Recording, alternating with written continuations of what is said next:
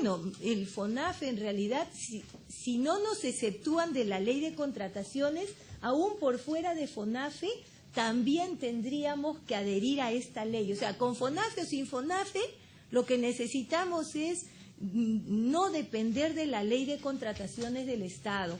Ya existe en FONAFE una empresa pública que ha logrado este año que por una norma de, no sé, el rango creo que es un decreto, se ha exonerado, se ha exceptuado del ámbito de la ley de contrataciones del Estado. Eso nos ayudaría muchísimo, eso facilitaría el flujo de compras, de bienes, de servicios, de contrataciones, etcétera. Preguntaba también el señor congresista Yatas sobre la reducción de los plazos de atención. Definitivamente sí buscamos reducir los plazos de atención. ¿Cómo lo vamos a hacer? A través del mejoramiento de la oferta de servicios, es decir, con oferta propia, con oferta de terceros, lo vamos a lograr.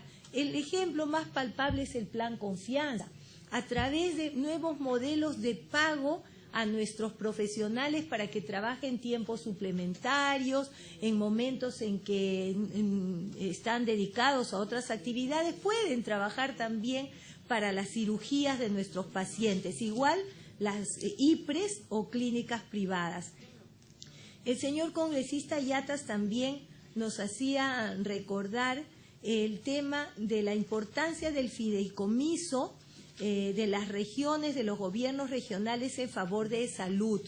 Y sería fantástico si pudiéramos convertir esto en una ley, que el pago de la deuda se pudiera hacer con facilidades o en especie. El congresista Yata señalaba, por ejemplo, si tenemos un buen terreno en Jaén que puede ser otorgado contra el pago de la deuda, ¿por qué no recibirlo?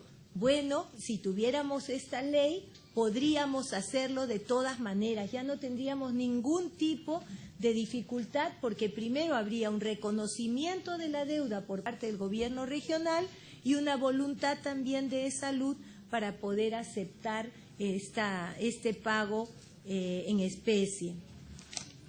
Y luego, hasta allí me parece que eran las inquietudes del congresista Yatas.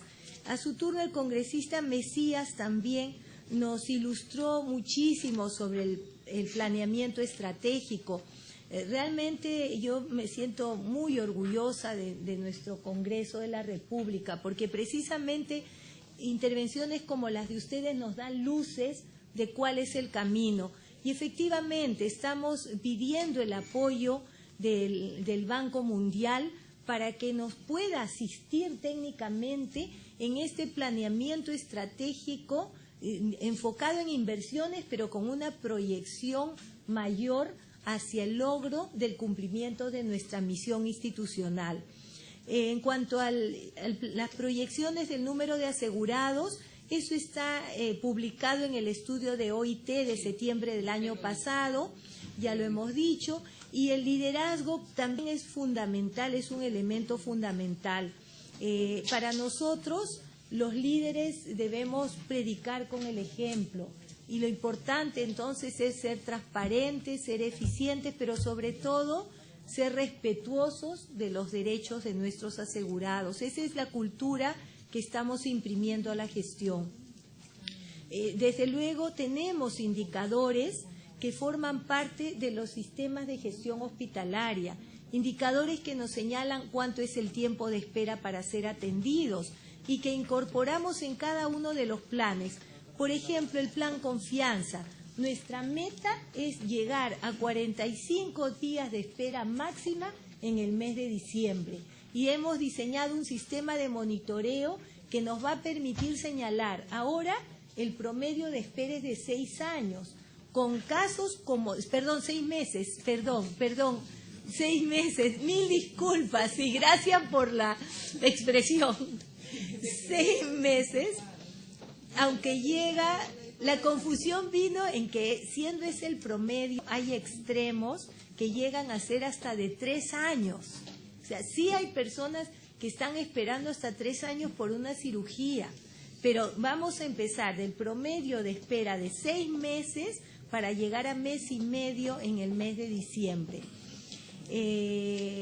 Hablábamos del paradigma del hospital digital y creo que todo eso va a ser realidad ya en septiembre. Por ejemplo, estos 2 hospitales modelo, los complejos hospitalarios de Villa María y Callao, parten como hospitales digitales. Ellos ya van a tener la historia clínica electrónica, todo el sistema de información, imágenes digitalizadas. Mientras eso ocurra, ya hemos empezado, por ejemplo, con el Centro Nacional de Lectura de Imágenes.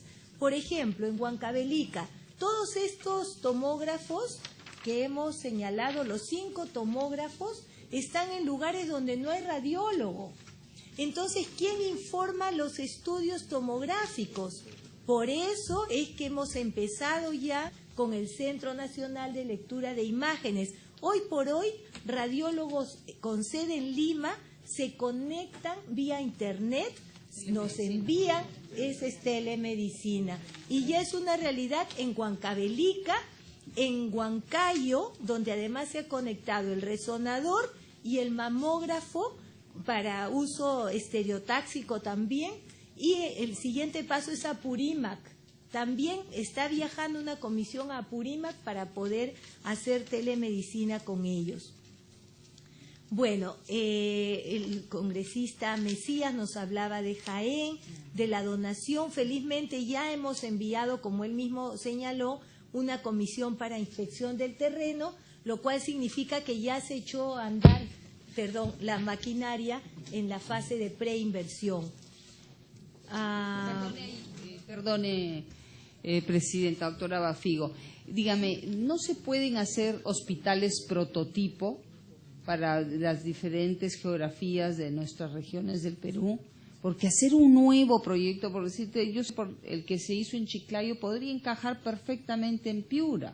Y ahorita vemos que ese proyecto es observado, ¿no?, del hospital que usted gentilmente también anunció para Piura, ha vuelto a Piura a levantarse las observaciones. Yo pienso que debemos tener hospitales prototipos que encajen en diferentes geografías. Sí, nosotros en la gestión con nuestro gerente general somos absolutamente partidarios de esa posición. Sí debemos tener prototipos para categorías de establecimientos, un prototipo para el primer nivel, otro para el segundo, otro para el tercero. En esa medida estamos trabajando con la Gerencia Central de Infraestructura. Sí, efectivamente. Y también hay algunos prototipos que estamos buscando de construcción muy rápida para responder ante situaciones o de emergencia o situaciones donde la demanda necesita ser atendida muy rápidamente, ¿no? Hemos conversado con el presidente regional del Callao. A propósito, por ejemplo, hoy día nuestro equipo ha estado visitando la zona de Ventanilla, porque el presidente regional del Callao va a donar un terreno que va a beneficiar a esta cantidad tan importante de asegurados, ¿no? Ellos en el Callao tienen un hospital prefabricado que se construye muy rápido, ¿no? Perdón. Entonces, efectivamente vamos a trabajar en eso.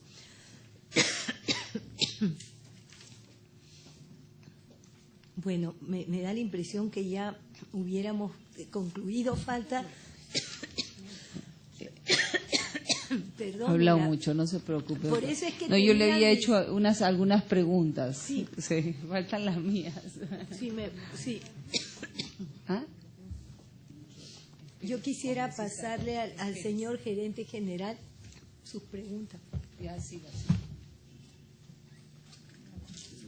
Bien, la primera pregunta de la congresista Carlos Schaefer fue respecto al stock mínimo de medicamentos que contestó la presidenta. Y luego la mejora del plazo para la consulta externa. Estamos trabajando en ello, efectivamente. Hay especialidades como psiquiatría, por ejemplo, o el asunto relacionado con otras enfermedades neurológicas, sí, que tienen hasta 90 días de plazo, es cierto. Estamos trabajando con varios sistemas, así como hay el plan Confianza para las cirugías, vamos a comenzar con el plan Confianza para consulta externa. Y eso, además, ya estamos tomando algunas acciones para esas especialidades. Usted puede encontrar ya en el Revalete algunas especialidades que se atienden en tercer turno, que es una acción. En algunos de los centros de los CAS de la periferia y también en provincias estamos aperturando también la posibilidad que antes atendían solamente hasta las 6 de la tarde, ampliar el horario de atención. En los lugares que, lógicamente, progresivamente contamos con personal, que es el gran problema, como se mencionó, del personal especializado. Pero también se mencionó acá el aspecto de los serumistas y el aspecto de los residentes. Este año hemos incrementado. Normalmente hemos tenido 250 residentes. Este año vamos a presupuestado contratar el triple prácticamente, 850 especialistas. El gran problema de nuestro país y en general, en Latinoamérica, acabo de estar en un congreso respecto a ello precisamente, es que no hay especialistas. Entonces, ¿qué vamos a hacer? 850 o 900 residentes al año, en 3 años vamos a poder tener hasta 2.700 en formación. Y eso como un continuo, como un proceso de desarrollo de personal. Realmente desarrollo de personal de médicos especialistas, contribución no solamente para el Seguro Social, sino para el país. Porque definitivamente esa es nuestra contribución también para el largo plazo, para tener más especialistas, siendo la salud un fundamento del desarrollo del país. En cuanto a qué se está haciendo para mejorar el primer nivel, estamos trabajando en un aspecto que es también cultural, que es educar a nuestros asegurados, que es la cultura de la seguridad social. Vamos a trabajar y estamos trabajando también para que se formalicen, por ejemplo, las empresas y aseguren a sus trabajadores. Cómo desde la misma ciudadano debe exigir a sus empleadores, hay que educarlos desde la escuela. Los programas internacionales de cultura, de seguridad social, realmente desde la escuela, de las universidades y los centros de trabajo como un programa nacional. Pero ese proyecto, porque todavía lo vamos a comenzar, ese proyecto, ¿cómo va a permitir educar también? Porque actualmente si alguien tiene un dolor de garganta, no busca un médico general como antes, inmediatamente al otorrinolaringólogo. Eso de repente se puede conseguir en Lima, pero en la provincia es más difícil. ¿Qué estamos haciendo? Uno primero son precisamente los convenios complementarios con el MINSA. El MINSA eso permite que nosotros podamos intercambiar especialistas ahí donde tenemos pocos especialistas en las regiones más alejadas. Y el segundo también es el concepto de desarrollar y contratar a la empresa privada también para que rápidamente, porque hay la visión de largo plazo, hay el plan estratégico, pero hay también acciones inmediatas, como decía nuestra presidenta. Y uno es contratar especialistas y contratar también procedimientos que son los que muchas veces demoran las atenciones. Y un aspecto también que nos va a permitir acelerar esto, ya estamos en conversaciones con CISOL para que nos acelere estos procesos, porque las inversiones van a ser construidas en algunos casos, van a ser concluidas en 2 o 3 años, porque así son los procesos en toda la inversión privada. Sobre el caso de los médicos cubanos, eso sí hemos sido bien enfáticos. Nosotros privilegiamos a nuestros profesionales. Y si en el extranjero hay médicos que en formación residentes en varios países, en México, en Cuba mismo, en pero siendo médicos peruanos, formados en el Perú, pero con residentado de especialización en el exterior, lo vamos indudablemente a ver cómo lo repatriamos, porque eso también es contribuir con el país. Eso, si tenga la seguridad, nosotros privilegiamos a nuestros profesionales porque son y han demostrado internacionalmente y nacionalmente también una calidad extraordinaria que es muy reconocida en todo lugar. Y respecto a lo que... Pero una consultita, perdón, antes que prosiga, doctora. O sea, ¿se va a contratar? ¿Cuáles son los vacíos? O sea, ¿por qué se toma esta decisión? ¿Cuáles son las carencias que nosotros, con las que no contamos acá en el Perú? Y si es que lo van a hacer, ¿por qué se va a hacer y dónde van a ir dirigidos, ¿no? Y si va a ser en contraprestación de la deuda que nos tiene pendiente Cuba. Nos tiene una deuda pendiente, ¿no? Sé que, por decirte, en el caso del deporte se ha hecho, entre Cuba y Nicaragua había una deuda, ¿no?, de 54 millones. Bueno, el convenio con Cuba es un convenio sumamente antiguo. Se gesta en el 92, en 1992, y se prorroga en varias ocasiones, en el año 97, me parece que en el 2001 o en el 2002. Es decir, tenemos un convenio que se basa en el marco también del buen relacionamiento del Perú con todos los países del mundo. Entonces, en este marco de relacionamiento surge un convenio de cooperación técnica con el Ministerio de Salud de Cuba. Cuando nosotros llegamos a la presente gestión, nos damos cuenta que es importante contactar a todas aquellas entidades de cooperación, sea multilateral o bilateral, que puedan ayudarnos a resolver los problemas en salud. Por eso es que contactamos al Banco Mundial, a OIT, a OPS, a la Corporación Andina de Fomento, es decir, y dentro de la cooperación bilateral estamos también acercándonos al Reino Unido, hemos tenido conversaciones inclusive con Nueva Zelanda, con Australia, en fin, con todos aquellos países que a través de su cooperación bilateral puedan ayudarnos. En el caso específico de Cuba, todo surge por la necesidad de atender a los pacientes con pie diabético. ¿Por qué? Nosotros tenemos una altísima incidencia de diabetes en nuestros pacientes asegurados y una, digamos, complicación de esta enfermedad muy, muy penosa es la diabetes y la secuela de amputación. Fuimos enterados, nos comentaron que en Cuba se había desarrollado un producto que servía para el tratamiento del pie diabético, de las úlceras que se forman en el pie diabético y que en muchos de los casos ni siquiera llegaban a la amputación. Entonces, frente a un descubrimiento científico de esta naturaleza, lo natural era acercarnos a la fuente y pedí, por favor, a la señora embajadora de Cuba conversar sobre este tema. Eso fue en diciembre de este año. Ella, con bastante generosidad, de inmediato tomó contacto con el Ministerio de Salud de Cuba y nos contactó con un representante de un instituto biotecnológico que es el que produce el producto que se llama Everproct. Ese producto hace 2 años está esperando en DIGEMIT su registro sanitario. O sea, ya hace 2 años que el Perú podría disponer de este producto para tratar el pie diabético y por alguna razón no se ha registrado. Entonces, en esa reunión, la señora embajadora me dijo: doctora, ¿qué le parece si pudiéramos hacer un trabajo conjunto, colaborativo, para poder beneficiar?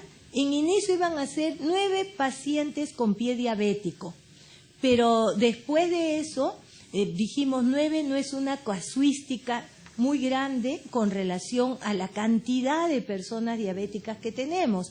Entonces ellos con mucha generosidad dijeron, bueno, que sean 30 pacientes los beneficiarios. Sin embargo, lo que no teníamos era el convenio vigente, porque toda esta colaboración científica se tiene que dar en el marco de un convenio de cooperación. Así surge la idea de renovar el convenio que, como repito, desde el año 92, hace 21 años que hay cooperación con el gobierno de Cuba.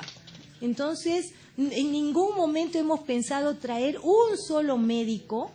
Como reitero, todo surge a partir del tema del pie diabético y no está en nuestros planes. Por eso a mí me asombra sobremanera que se mencionen números. Los números que tenemos que señalar nosotros son distintos. Por ejemplo, 900 profesionales de la salud contratados en estos 7 meses de gestión para la red Salmogal y la red Rebagliati, más de 900 personas que ya hemos contratado a través de concurso, y todos ellos son profesionales formados, colegiados, porque el otro tema también es que para que un profesional médico ejerza en el país, tiene primero que estar colegiado.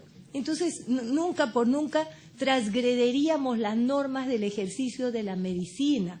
Si eso está publicado en algún comunicado, yo desmiento por enésima vez y seguiré desmintiendo, porque la verdad es una y es eterna, no cambia. Nuestra versión no va a cambiar porque esa es la única versión válida. Entonces desmentimos ni 1, ni 4, ni 400 médicos. Me dice que está en proceso, que la información estaba incompleta y que han tenido reuniones ya con los especialistas cubanos para que en este proceso de este mes ya salga el registro sanitario, el sistema de información. 2 años, imagínate, increíble. Seguimiento, sí, hay que hacerle seguimiento. Bueno, mi región necesita de este producto Ever Pro a gritos, porque Piura es uno de los departamentos con mayor índice de diabetes del Perú.